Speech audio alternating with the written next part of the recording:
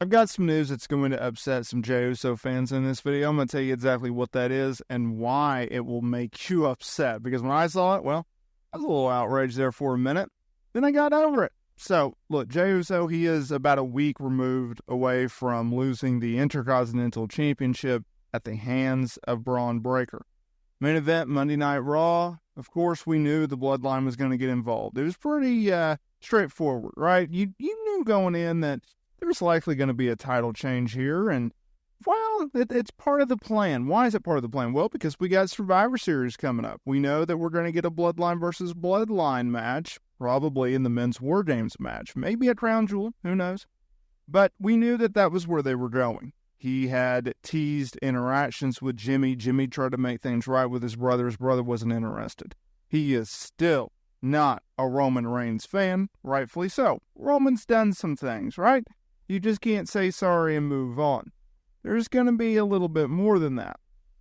And so for Jey, he saw that there was going to be some outside interference from the Bloodline. But as a true underdog, babyface fighting champion, Jey thought that he could overcome the odds. Well, he quickly found out that that was not going to be the case. And so he dropped the Intercontinental title to Braun Breaker. It was a tragedy, in my opinion, because Jey Uso, he didn't have the title for that long. Braun Breaker, one, he didn't necessarily need to lose in the first place, but I understand that that was just part of a bigger goal. And to Triple H's credit, I guess I could also admit that while I would have liked to have seen Jey Uso have a longer run, they had bigger things in store for him with the Bloodline. And the fact that, hey, let's get Jey Uso a championship win, let him hold it for a few weeks, and then we'll have him drop it. So I get that. It gets people like me off their back of complaining about why you cannot give Jey Uso a championship reign. And also moves along storylines. But I came across something that I'm like, really? Really?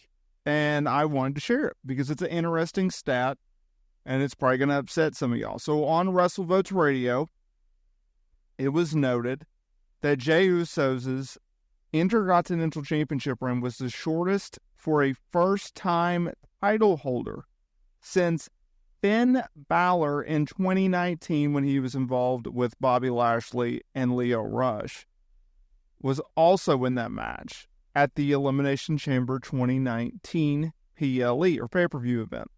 So not only did Jey Uso lose the championship when he really didn't need to, he actually made history by having the shortest reign for a first-time title holder since 2019, so in 5 years.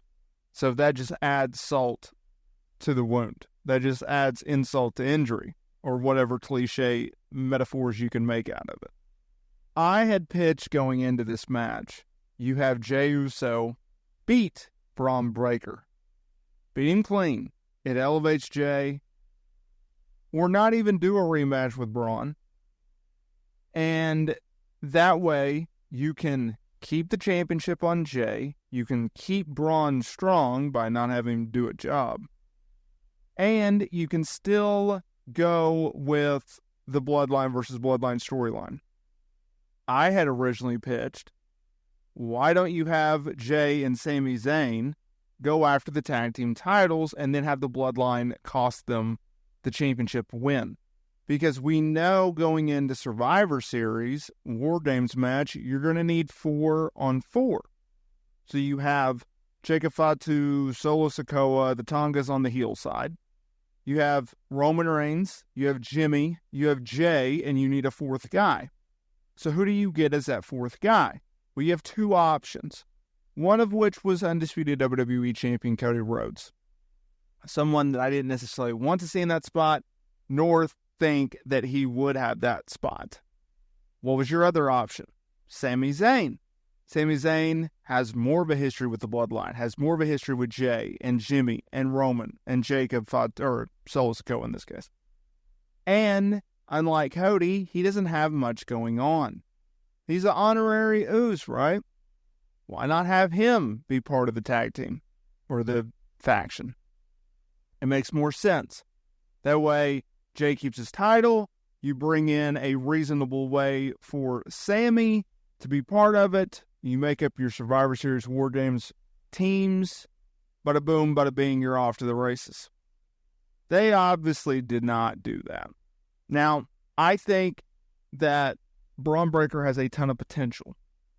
And I can understand why they would want to put the title on Jey. I've already explained that. But I just don't think it was right of them to have Braun feud with Jey again and then have him be in for the IC title.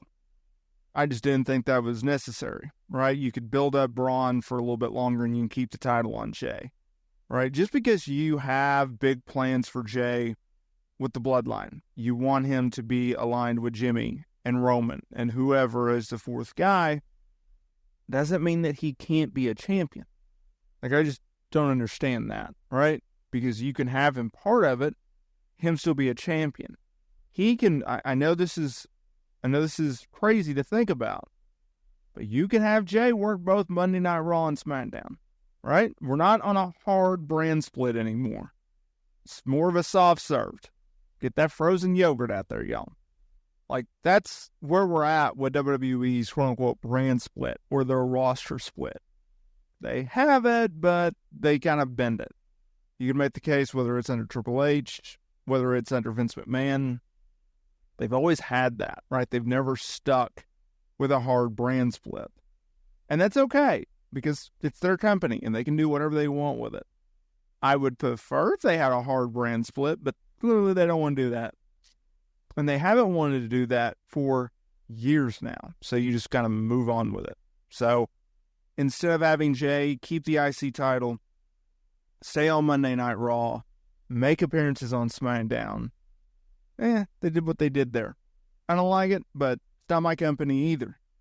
Do I think in the long run, Jey being aligned with the bloodline, Roman Reigns, Jimmy, I think it's going to be best for him. I think he's going to be better off for it. Because when you're aligned with Roman Reigns, their biggest star, it's obviously going to help your star power. As long as you keep him as his own man, right? Where he stands on his own 2 feet. He does his own thing, and he doesn't need the help of Jimmy and the help of Roman. That's just the way that I see it.